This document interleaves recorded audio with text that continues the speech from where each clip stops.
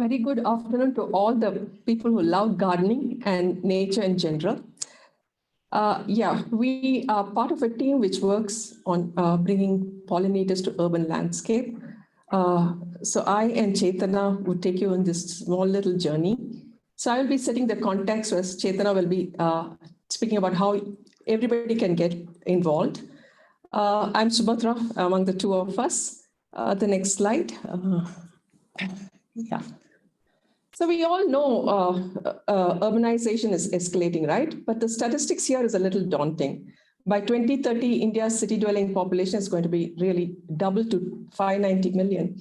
It's a little scary. If you look at the world population level, we are all going to get urbanized. I still remember a statement by one of my friends that, when you go to Kerala, you're not going to find villages.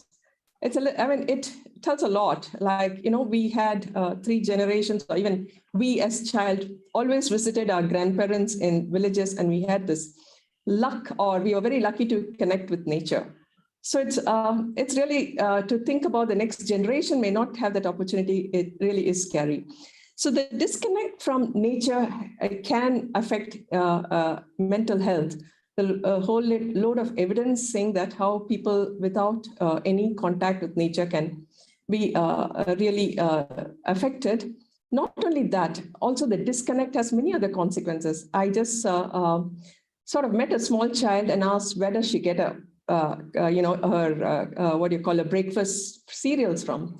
She said from a factory. So she didn't even connect that it comes from a field. So she thought it comes from a factory pack. So that would really be a very pitiable situation. So how do we bring nature into an urban landscape? So let's now go and look at the green spaces in the city. If you look at it, earlier on, it was multi-tiered, a little haphazard, messy. And if you see our neighborhood parks, it's pretty much what you see on the right side.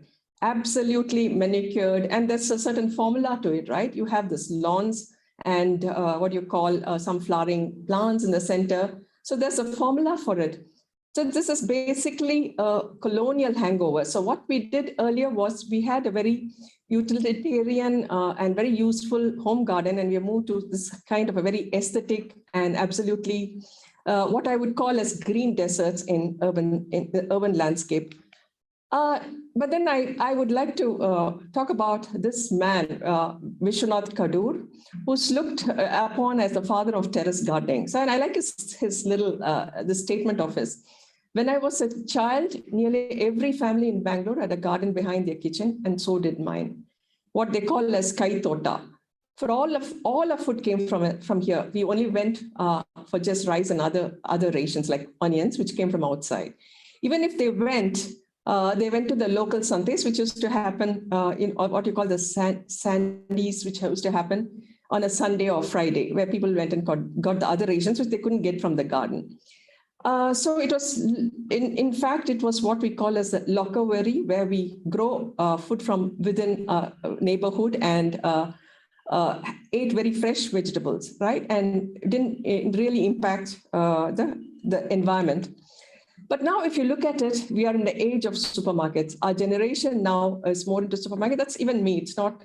It's everybody around, right? And we even Swiggy our fruits and vegetables. It's the height. Also, we want our vegetables to look as if they're out of a factory. What you see on the right side is melons. This is Japanese who have sort of, have a glass casing and try to have melons grown like cubes. So this is basically to enable easy packaging. It's just not, supermarkets. We also Swiggy, we get lazy even to go walk up to the supermarket and choose our own fruits and vegetables and Swiggy everything now, Swiggy or Zomato, one of those. But what is this consequence of this current food consumption culture? We all know some of the things. We eat the dragon fruits. We eat apples throughout the year, breaking season, right? So that has a lot of consequences. For instance, carbon footprint, the flight. A lot of these vegetables and fruits move through air and also through the sea, and a lot of refrigeration is involved. We also know wax coating. When we pick up this very nice polish apples from the racks of supermarket, we all know it's wax. And also there's a big lag between the food and the fork. So there's a nutrient degeneration also. So these are the consequences of some of our consumption culture. It's easily said that switch or shift cannot be very easy. Having said that, I'll move.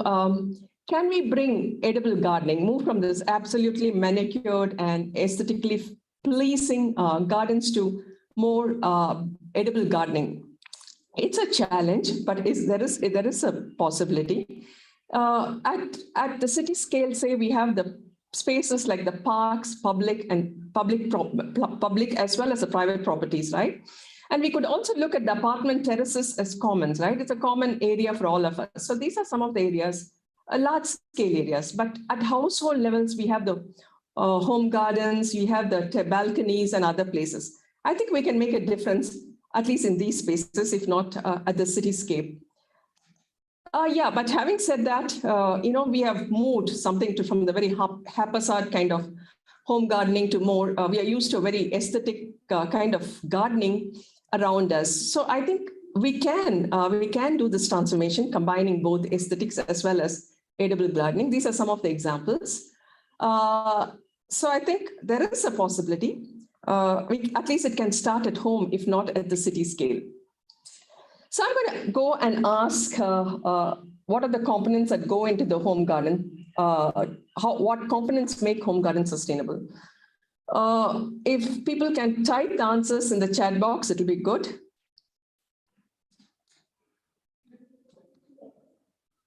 Let me see the chat box. Oh, yeah.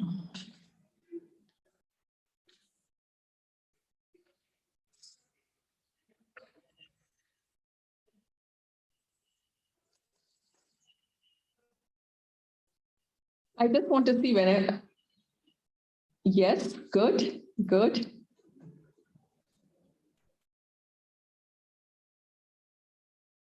Yes, we'll wait for another few sunlight.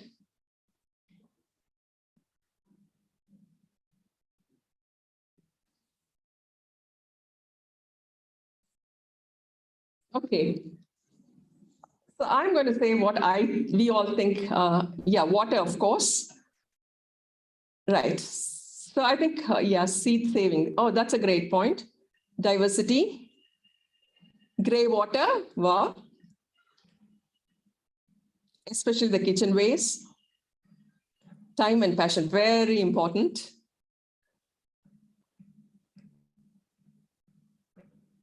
Instead of chemical fertilizers, yes. Mulch. Okay. I think, well, if you look at it, yes, we all spoke about this. Someone said compost. We said, we should use the wastewater. I think we have examples, some very cool examples of wastewater hydroponics. This picture you see on the, sorry. It is from Bangalore. It's a wastewater hydroponics where they've grown a lot of vegetables.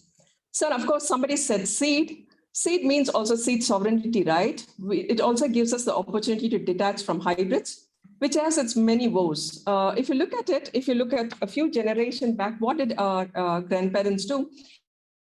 In the garden, they will identify a big fruit and sort of set it aside for seed.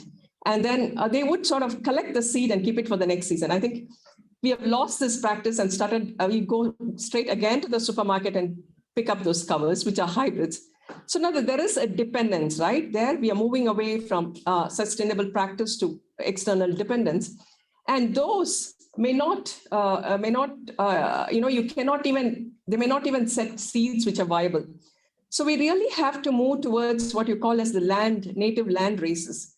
There are many advantages to it. There are disease resistance, less pests, and mostly they need pollinators. If you have to move from hybrid seeds, where they might have sort of selected for avoiding pollinators, which may not require, when you move to native land races, we really need the pollinators. So we need help from the pollinators. So everybody said that. Nobody even thought about pollinators, right? So you give its nutrients, you give its water, but nobody realizes that they do need the plants, particularly your veggies and your fruits need pollinators. Of course, your rice, wheat, and other cereals are wind pollinated and they don't require pollinators, but all your fruits and veggies require pollinators. Now, what can we do without pollinators? This is an example. On the left side, you see this is a Chinese apple orchard. What happens is they kept expanding their farms at an industrial scale and they didn't match the pollinators. So what happened was there was hardly any fruit set. So they started hand pollination. Imagine the amount of labor that goes into it. That's again, another story is the vanilla introduction. We didn't have the native pollinators we had to resort to hand pollination. So pollination becomes very, very critical. So some might argue that not all require pollinators. Some could set fruits without any pollinators. It might be true in part of how in a greater proportion, there is an increased amount of fruit when you have pollinators visited. They might set fruit without pollinators, but there is an increase in yield. Who doesn't want increase their yield? So we all want to increase our yield, right? Not only that, the quality also matters. We saw some nice manicured fruits in the supermarket shelves, but what happens is some of your fruits can look like this, particularly your cucumbers. What actually happens here? Sometimes the flowers don't receive enough pollen to fertilize all the ovules it has. So what happens? It doesn't. So it needs a certain threshold level to have all the ovules pollinated. So we need pollen moved by pollinators. Otherwise, we could have all this not so nice looking fruits which we may not pick up from the shelves. So I'll just go to another story. We all must have heard about the colony collapse disorder in the West, right? USA as well as in Europe, where they started moving this Apis cerana, but the European bees, the Italian bees, where they had this huge colony set in orchards and had the pollination. So it is almost like having monoculture, like as we have monoculture, it's a monoculture of pollinators. So what happened? One disease came and wiped, and there was a colossal loss.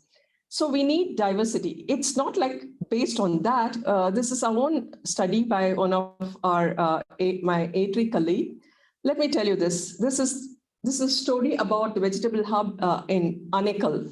We all know most of our vegetables comes from Anekal here, particularly what you call the Sime Badanika, which is a very popular sambar vegetable in all our darshinis, right? So the lot of trees you see there is nothing but it represents Banargata. And what you see down is the fields abutting a little far away. Some fields are close and some fields are almost getting closer to the city. And on the right, you see two scenarios. On the left, you see a scenario when there was normal rainfall, and you see another year when it's absolutely drought. What happens in the normal year? The normal year, what happens? The plants, this particular thing, what do you call the chayote squash, which is dependent on pollinators, have the pollinators visit from within its surrounding, like your trigona and your serrana, Apis cerana, and as well as your dorsata. But you see, there is few. With the rockweed, the biggest is few in the normal year. But when you sort of move to the drought year, the trigonas are absolutely absent. They got desiccated perhaps, and they were not active. So what happens? If it was the situation like Europe or US, you would have been in deep trouble. But what actually happened was, when these guys were not there in the system, bees from the Banargata, which is the Apis dorsata or the rock bees, which had a long home range, came and serviced the crop here, and they had almost equal amount of yield. So what does it say? It says we need the diversity to tide us during times which is not very conducive. And with climate change, we expect a lot of rainfall extremes, rainfall deficit. So I think we need this diversity in our system. So having this, so we have here, I kind of emphasize how we need diversity. When something happens to one species, you need something else to compensate. So moving to the city, what is happening in the city? The same rock bee, which was a hero in the rural city, in the rural area, what you might call as the peri-urban area, had a completely different image, right? Bee attack affects the entire neighborhood, and there's a lot of, they're not so popular, but there is also another set of voice say, why can't we be tolerant to bees? Having said that, we also should realize we might have young children, and bee sting may not be good. So we should think what else can be done. We need the bees. We want the home gardens. We want the greenery in cities. So what do we do? So when we move, so this is again from our own experience. Who are the others in the Bengaluru whom we can use or whom we can invite into our gardens? So if you look at this infographic, which is based on a study, you see a gradient from urban transition to rural. As you see, the rural area, you have fewer species, and the transition at the mid-level, and actually you have a great variety in urban. This is not one would expect, right? We always thought urbanization could affect, I could have an impact on pollinators. But yeah, this is not very surprising result. This is because the cities have a variety. We have all kinds of flowers, fruits. So there is this sort of brought in a lot of diversity of bees. So this is something to take home, right? So we are good in the city. So how do we woo these bees into our garden? And also evidence from studies, we can nurture the diversity of the pollinators can be nurtured. Not only this, we look deep into their floral resources. It's said that with increase in floral diversity and resources, we could increase the diversity of bees. So coming to the next part of it, this is based on a survey during the COVID. In the about 5 years since, there has been a big jump in edible gardening in the city, which is a good sign. And as you see, many of the Bengaluru gardeners find the mojo during the pandemic. We really saw a surge. So while everybody, if you look at the chat box, everybody spoke about how we should mulch, how we should use our kitchen waste. We never thought about the pollinators, right? So we really could increase our yield when we sort of think or bring in pollinators into our gardens, be it terrace, balcony, or our own, or the grounded gardens, as you might want to call it. Yeah, sorry. So, yes, sorry. I think I jumped. Oh, sorry, I think I'm getting confused.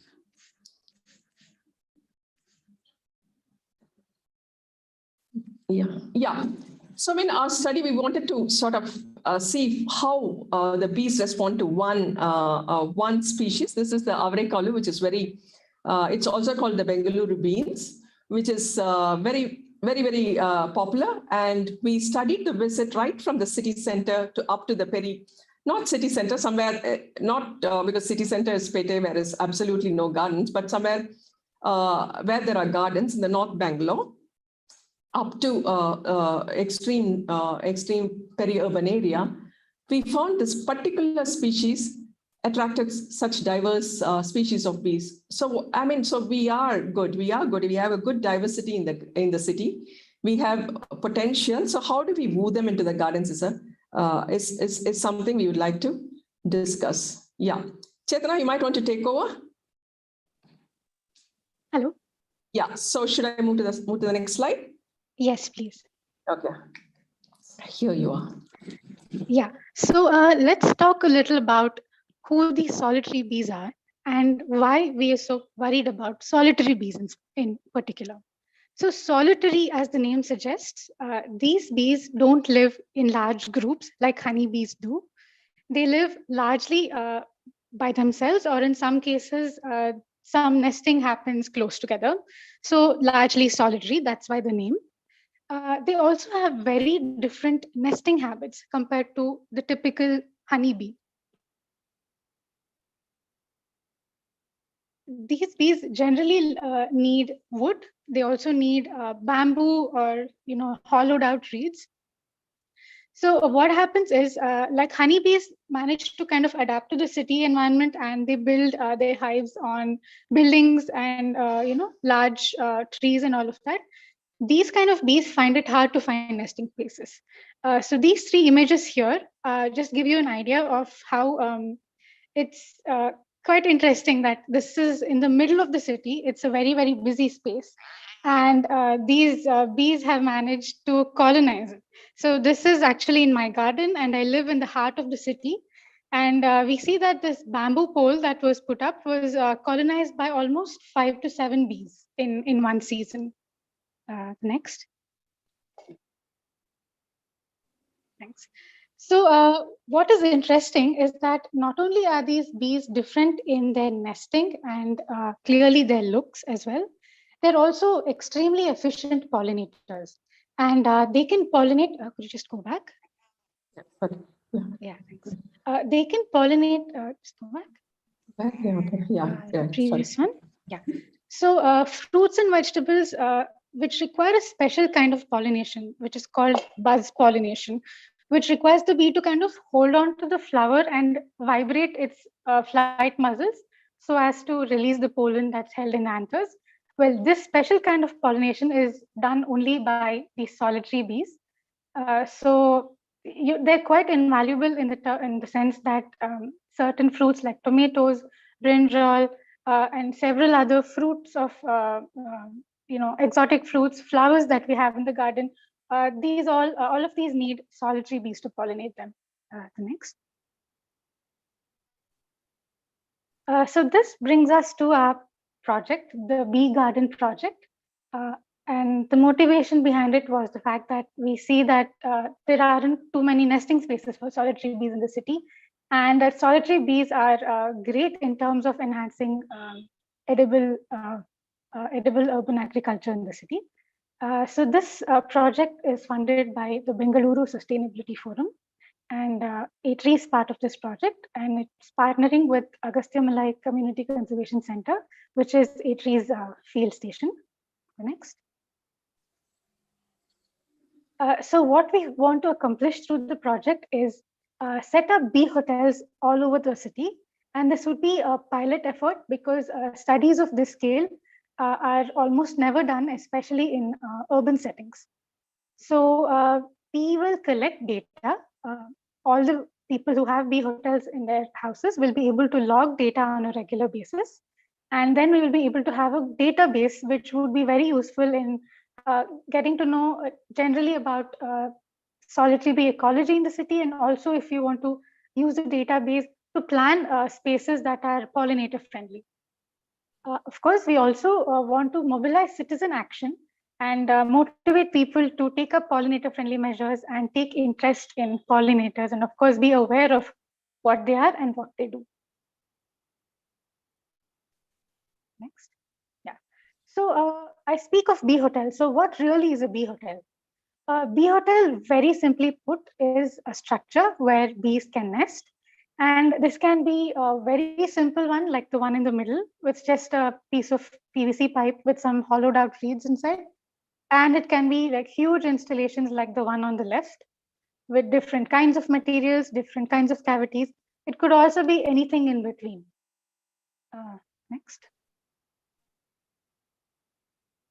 Yeah, so these are the bee hotels designed by our team for the Bee Garden project. These are two versions. The one on the left is more suited for slightly sheltered areas. And the one on the right is more hardy, so you can keep it right in the sun outside and nothing should happen to it. So let me quickly tell you how this works. So as you can see visually, there are 3 compartments in the bee hotel. Let's move on to the next one. Yeah. Okay. Yeah. Right. Yeah. So the top compartment has pre-made cavities. So these cavities would be occupied by bees, which like to use pre-existing cavities, and they don't need to make their own. So if you move to the right, side, we'll show you the corresponding bee. Yeah, the one on the rightmost. Yes. The next one. Yeah, so bees like this, the Seratina wingami is a solitary bee that likes to use these hollow duct reeds and is also been known to occupy pre-made cavities. Then the second compartment in the bee hotel are these poles of bamboo.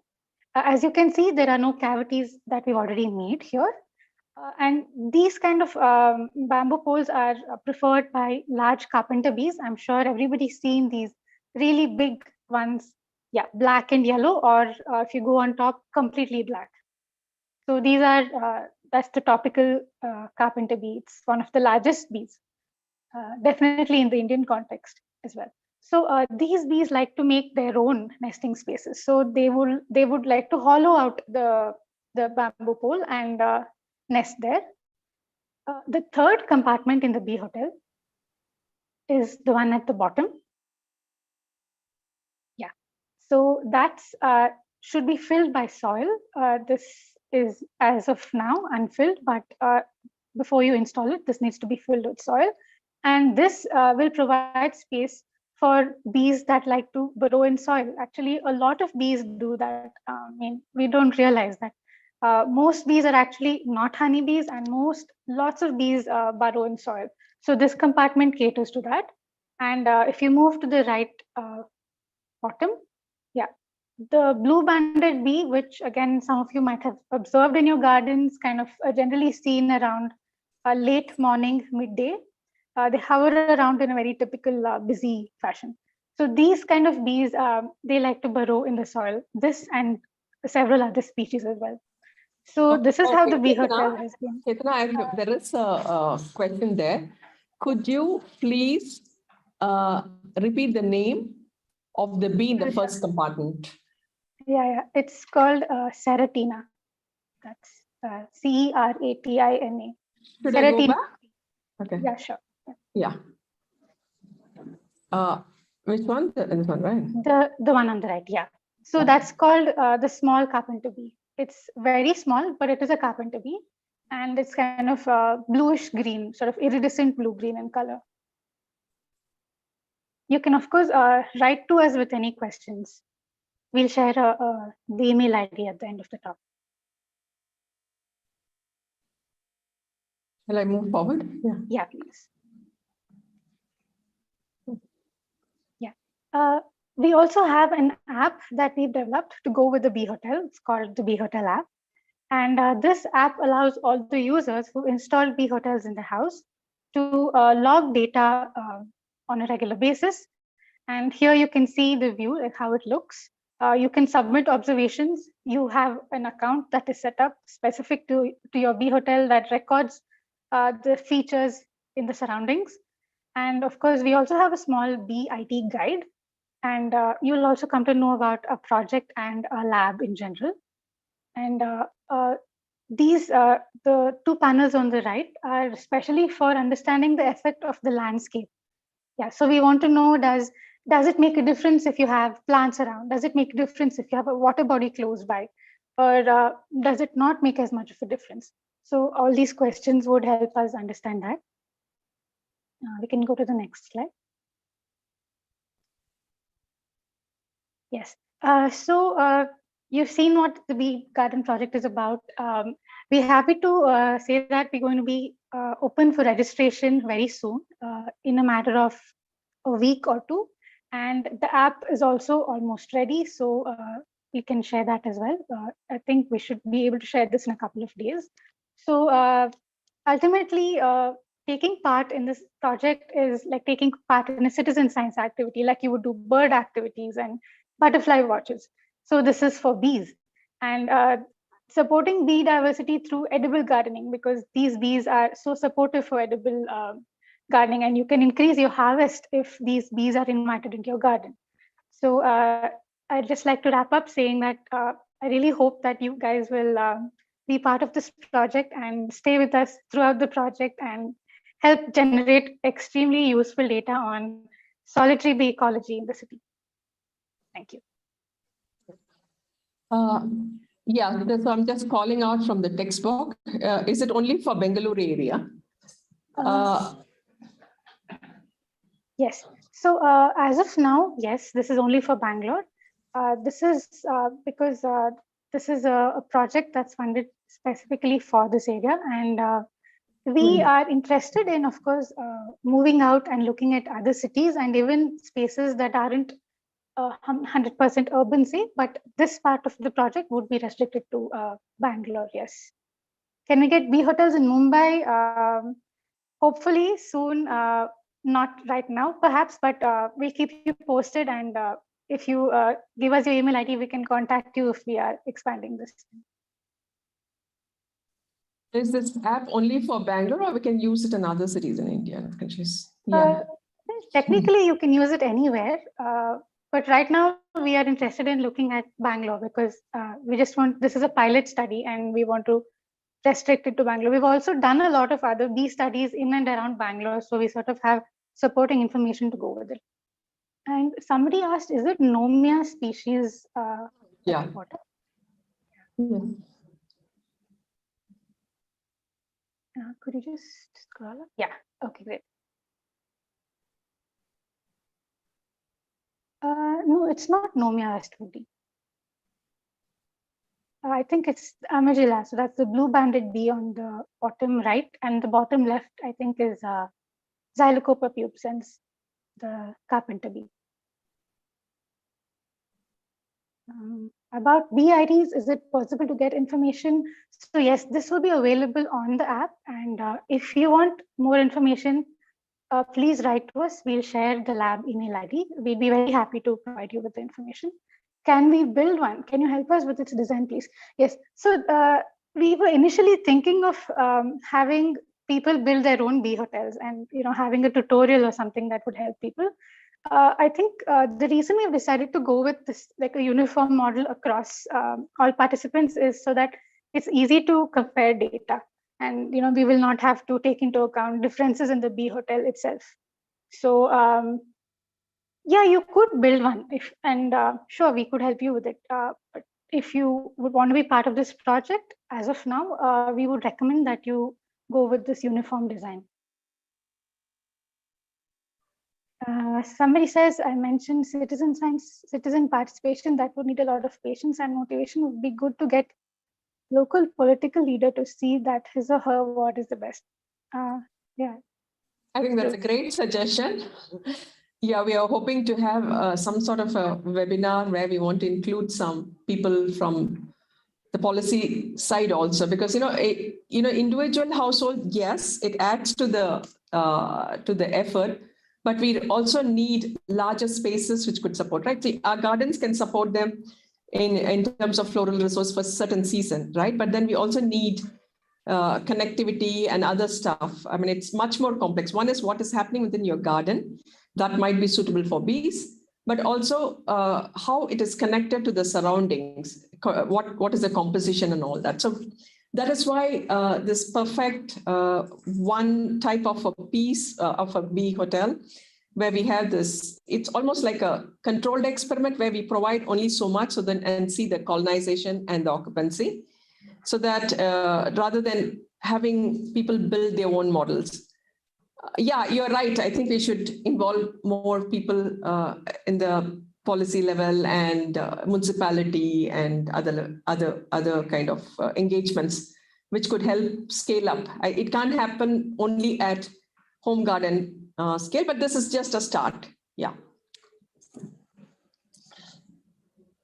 Do you need to take care of this piece? I don't think so. Yeah. You have anything to say, Chetana? It's no. So the bee hotel is designed such that it has some shelter, and if you place it in the right sort of space, you don't have to actively maintain the bee hotel, at least not for a long time. So it needs a little sunny place and a little away from complete glare all the time. Also, I think when we'll have a manual accompanying the hotel that will sort of give details on that. Yeah, I think we have to place. We have to take care about water and wind? Yeah, I mean, we always place some bird bath and other things. Some bees do drink water, so we could kind of place some water within the garden. Yeah, I don't think so, not very specific plants, but we might come, based on a database, we might give you a list of what could be interesting for the bees. We will try to get mostly the edible bees so that people's interests, is people also get interest because they will get something in return, right? So, yeah. The shelter, I mean, cost of the shelter we are working out. We got the whole thing done in one of our field station and got it transported here. We're really working out. Yeah, of course, we can share the design. That's not an issue. As long as it perfectly matches to what we have. Materials, also sourcing the same kind of materials and having them placed in the same way is very critical. But if there are people who are willing to do that, we would totally share all the information. Yeah. But basically, but if you want to get into this monitoring and contribute to the citizen science effort, we might have to double check the design so that there's some uniformity and there's no sampling bias or anything of that sort. Yeah. Next, yeah. Just reading out 2 questions, which says, how do you invite bees in the new shelter? So just the fact that that material is available, and if you keep it in a sunny and reasonably visible sort of spot, then the bees should be able to find it. I mean, there's no other way. Of course, having a garden around it, having flowers would attract more bees, yes. And what is the frequency at which we need to log data? So we don't have a set pattern like that, but we would need you to log anything that you would see as interesting. So if you see a bee occupied, if you see bee activity around, or even if you don't see bee activity, even that is valuable data. So just generally, whenever you notice anything interesting, or when you have the time to take a look at it and update us, that should work. Yeah, about artificially increasing the population. But anyway, I think I had a colleague tell me that they're boring their swings and other rafts. So there is a dearth. We might, but it's beneficial. I would say I won't be worried too much. Of course, there is the issue of parasitoids. Bee hotels also attract wasps. We have to keep an eye, and some management has to be done. So I think a manual will also suggest how do we sort of tackle. We cannot completely keep the pests of the carpenter bees or solitary bees away. So we would give some suggestions for management, I guess. Yeah, we'll definitely share our contacts, also give the design. No, they have a site fidelity and memory, and they keep coming to the same bee. Someone was saying, what if the next generation bees? If it is unoccupied, of course, some of them don't hesitate to use the nest which has been established by the previous generation. Or to cope with the rain aspect. Yeah.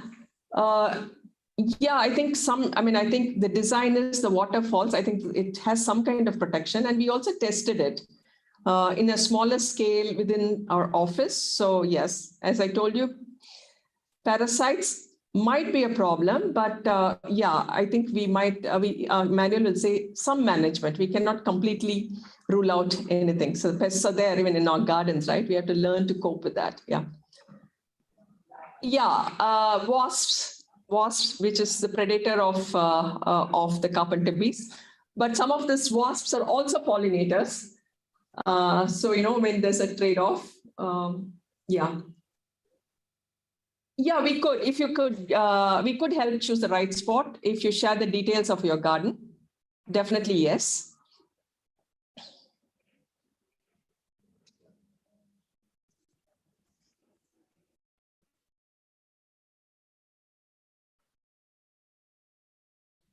Yeah, we'll share the contacts. Yeah.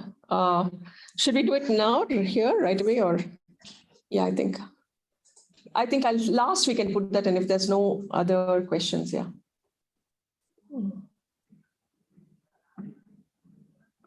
Yeah, I mean, hopefully, I think that's a nice response to the earlier questions. If parasites can control them, yes, and keep the population. What if the garden have termites? Well, it is wood. We can't help it. That's also part of the garden. you have termites in your garden, it also reflects the health, right? You're not using chemicals, too much of chemicals. I think it's a matter of balance and frequent checking. We definitely don't want to use any chemicals to prevent it from any termites or anything. We have not used any paint. We have kept it bare because they're also sensitive to smell. The bees are also sensitive to smell, so we don't want to deter them from coming. Would you help in sensitizing the housing societies? Of course, we could do workshops. We are planning to do a workshop in Kaban Park or any one of those gardens in a more open space and sharing more information when we have all the bee hotels arrive. So people can just pick it up from us in a central part. They don't have to come to A3, which is far away and little away from the city center.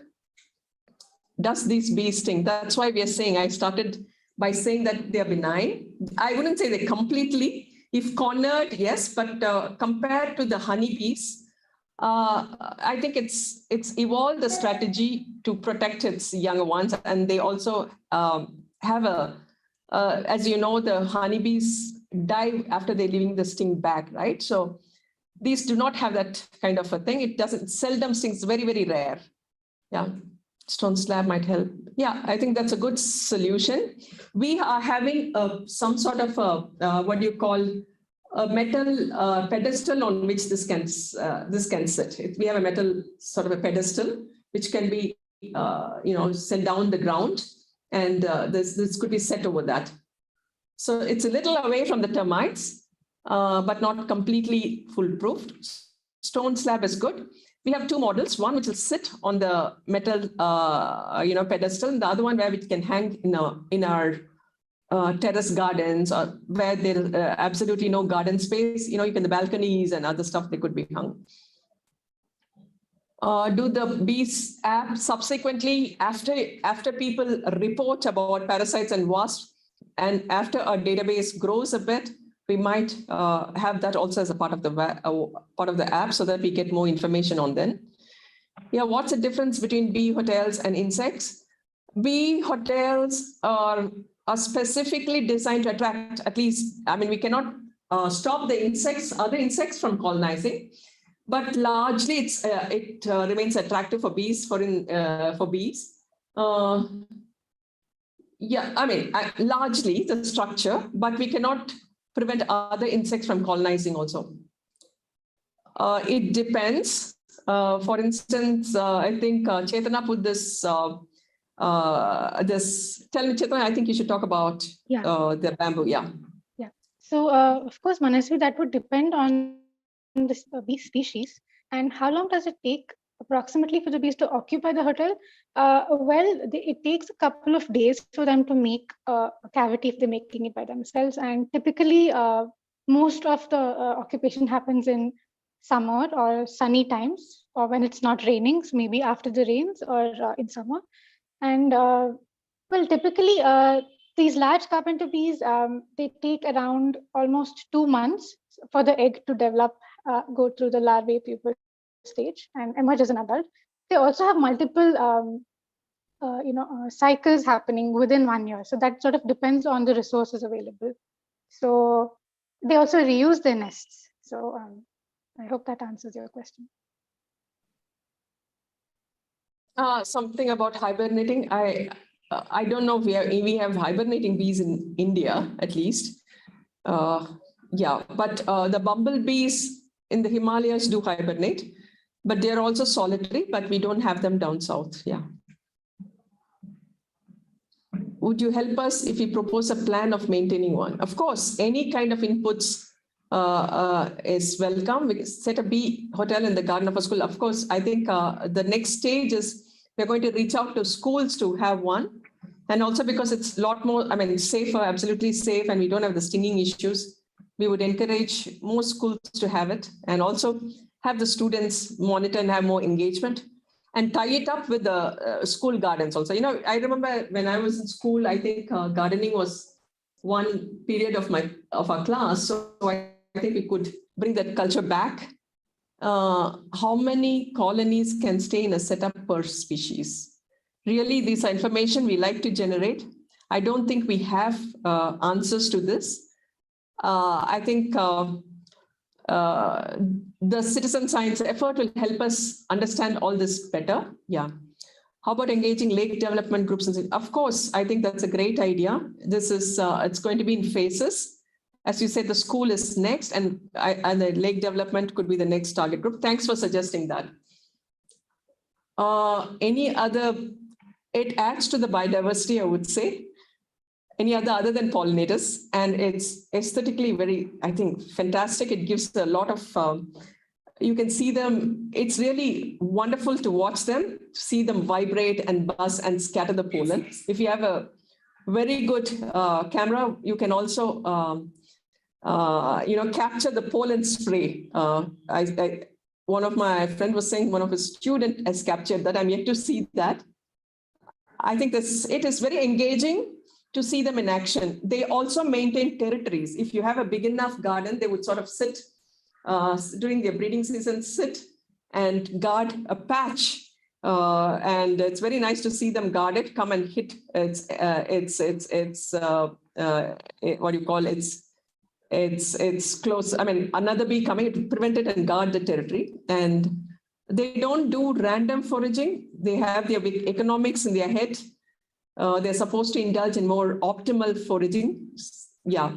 What is a foraging area? It depends on the species.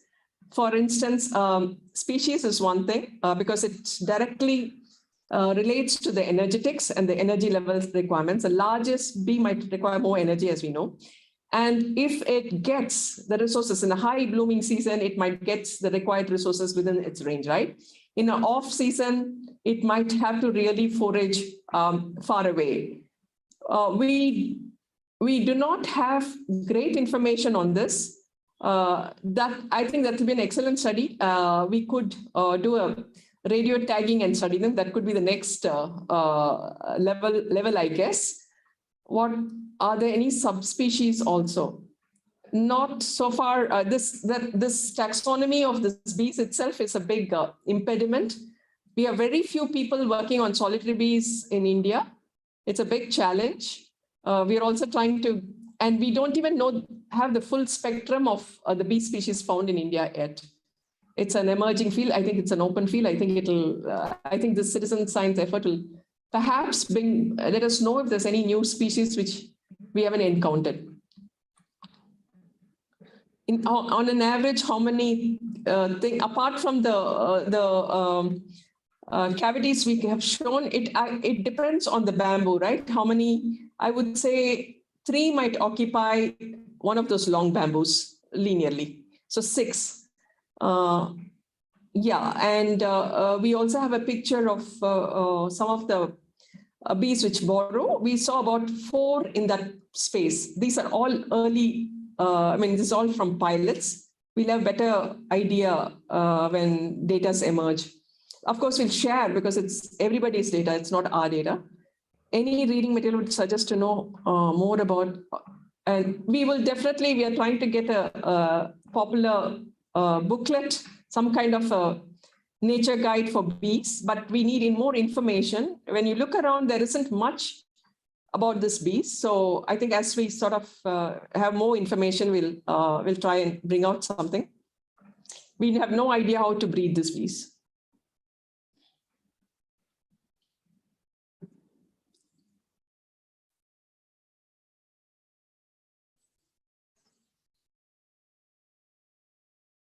We're missing. Yeah.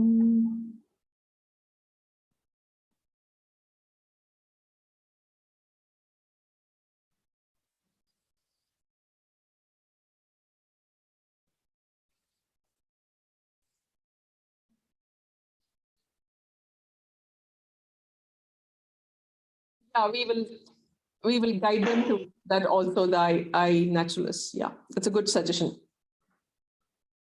We'll definitely can give the suggestion. The manual that will go along will give an indicative list of what plants could be made, could make the garden attractive for bees.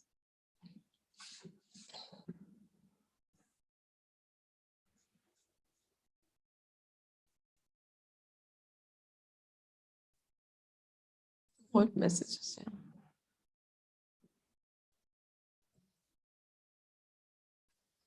Well, at the moment, no. Yeah, I think one of our doctoral students in ATRI is going to be working on Apis dorsata in Bilgiri-Rangan Hills, where she's going to look at the migratory patterns and usage right from forests to the urbanscape. She's going to be looking at their behavior, etc., along the gradient. I think that will be very useful information after development. But that's on Apis dorsata. My earlier doctoral students and my own PhD was on rock bees.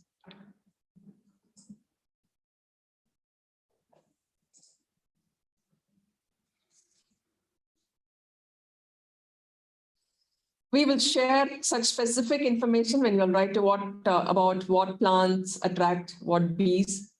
We'll definitely, I think this is what we showed in the presentation is very indicative. We could definitely come up with an exhaustive list. Yeah, when they have, when they lay eggs and this thing, they require a lot of pollen and honey, which they store in the back of the cavity on which they lay eggs. So that time, I think the foraging range and activity is really huge. Yes, part of the app would also say have a provision for the people who want to participate to sort of, give the information, upload the information. So we'll have a better and more area-specific information, right? We might have right now what we have is a general information of what the Carpenter bees or any solitary bees are visiting from, literature which comes from a large, scattered kind of geographically scattered. So, but then if through this, we might have information specific to Bangalore. So what are the local species here, and be it exotics or whatever indigenous, we would have an idea.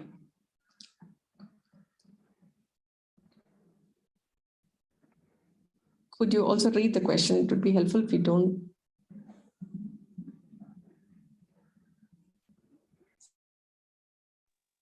I think she means that if we can read out the question before answering, then everybody I'm could. so sorry. Okay, I'm so sorry. Okay, fine. From now on, I'm so sorry.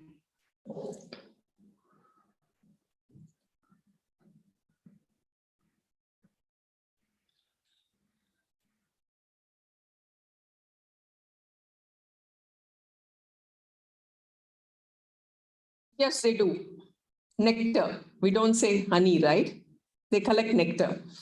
Only after the honeybee processes, we call it honey. Yeah.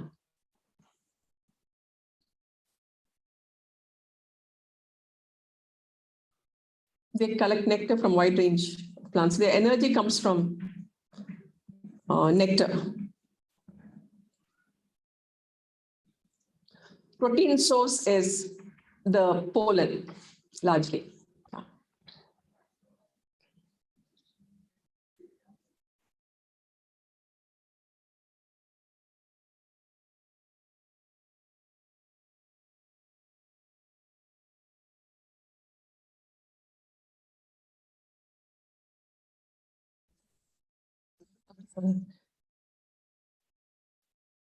So we have about, please share details on how one can join the project.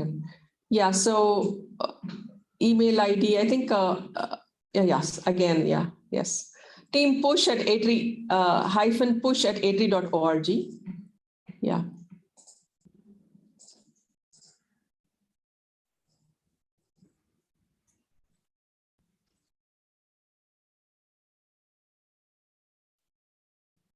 It's a team of us, so even if one person is not available, other person will be able to respond. Yeah.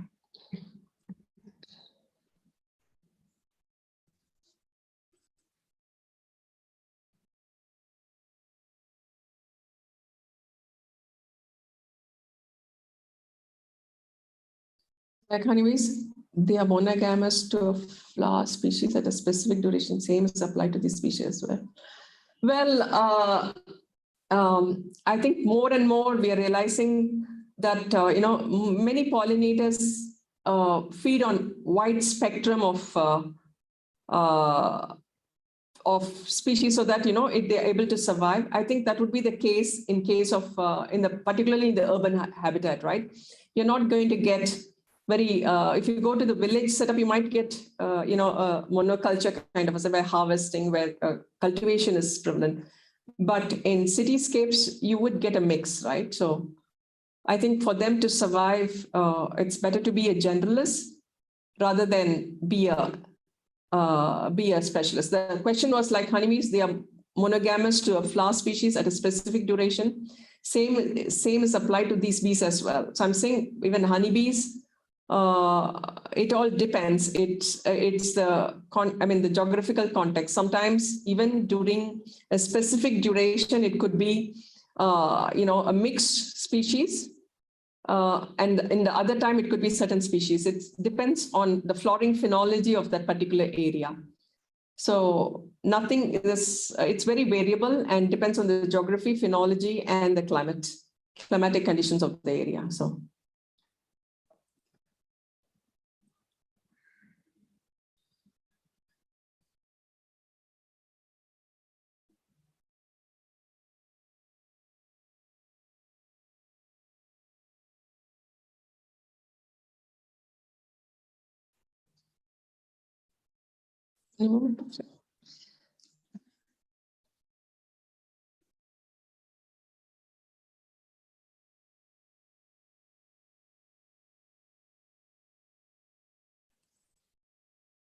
Yeah, if they go, you're right.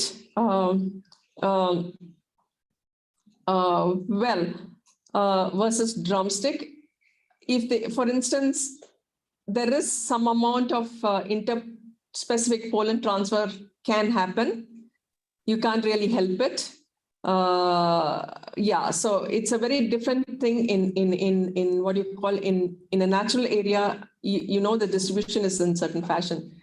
But in particularly in the urban areas, you have a very mixed kind of, the species are really mixed. So, some amount of interspecific pollen transfer are likely to occur, and that is a loss also. I think we have to accept that. Urban setup is very different. I think that's my guess. You kind of, yeah. Of course, this is a citizen science data, and we don't own it. It's everybody's data, and on the time when analysis will be done periodically, and whatever emerges will be shared. So let's just read the question out. Okay, sorry again. Yeah. Will the final data be shared? Yes. Yeah. Be shared. Well, yeah, that was sorry. I keep forgetting that. Yeah. Yeah, the other question is like honeybees, if they keep hopping to different species, what will happen? It could be detrimental to the plants. Was approximately what Amit was asking.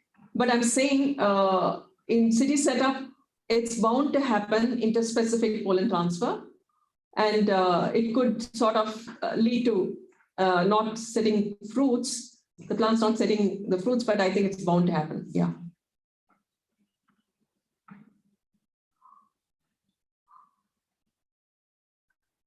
No, it's all, specific time. Yeah. You mean to say partition? I mean, he was asking also about specific time they go to some species, and in the say slot A 6 to 7, some species 7 to 7. It is, if you look at it, most of the plants open during the early part of the morning. This bound to be overlap. Yeah, unless it is really something nocturnal and as well as diurnal species of plants.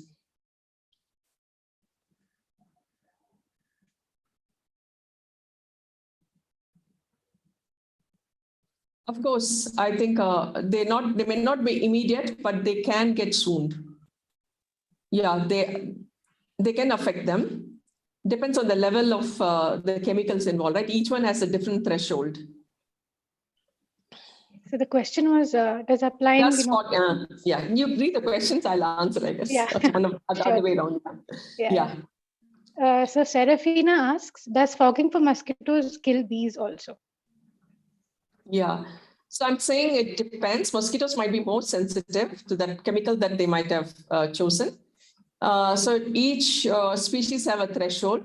Some bees might be, the smaller bees might be more sensitive and can get knocked off. Perhaps the larger carpenter bees might get swooned and revive later. We really don't know. Yeah.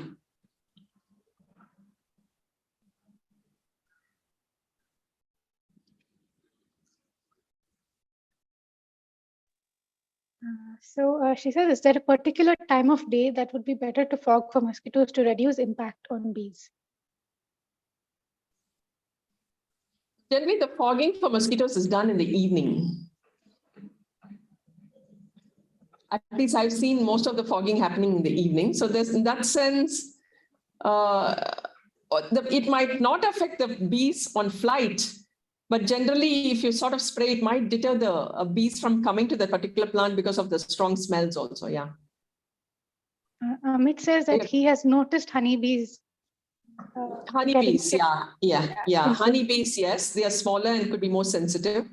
As I said, the smaller solitary bees might be having the same, might get affected by fogging for mosquitoes, but I'm not sure about the larger bees. Yeah, to light pollution, yeah. Some of the solitary bees are known to navigate even in evening times and during moonlight, particularly the carpenter bees. Light pollution, I've only seen honeybees occasionally come to light.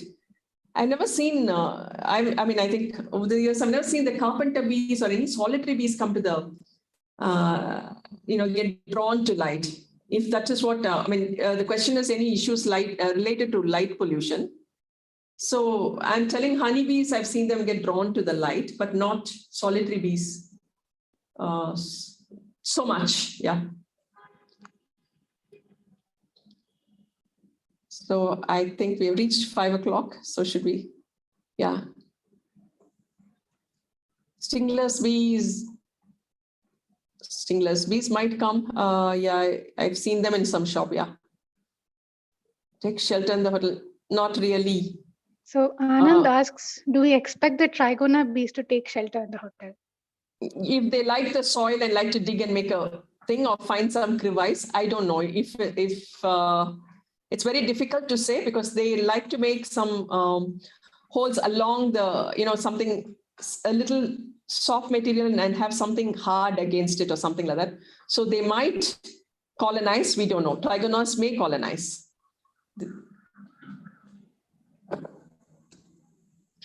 Not sure. I think we'll know over time after we.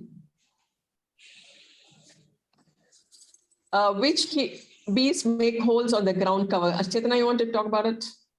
Yeah, sure. So actually, a lot of bees. So if bees don't build hives and they don't use, dead wood, then they are very likely to be nesting in on ground. So that's a whole bunch of bee species, and definitely the blue-banded bee, several others as well. Also, some of the halicted bees, some of the smaller bees. Yeah.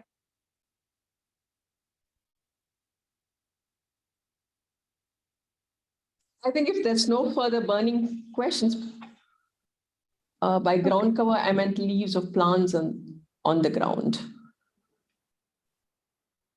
I don't know about this.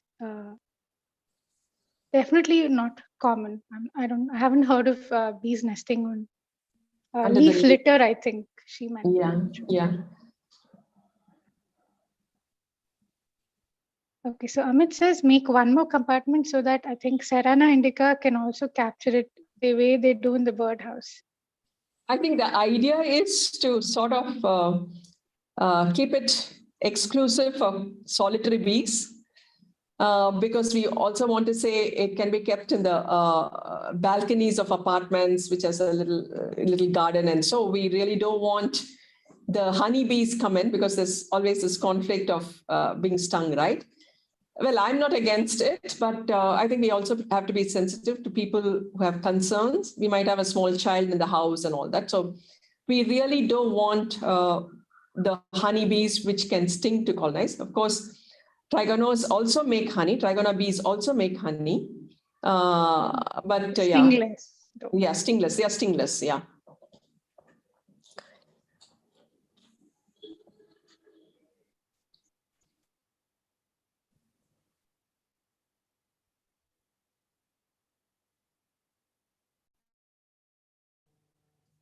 Well, we don't have an answer to that. Pramila, we really wish we knew. We haven't seen anything. So, yeah.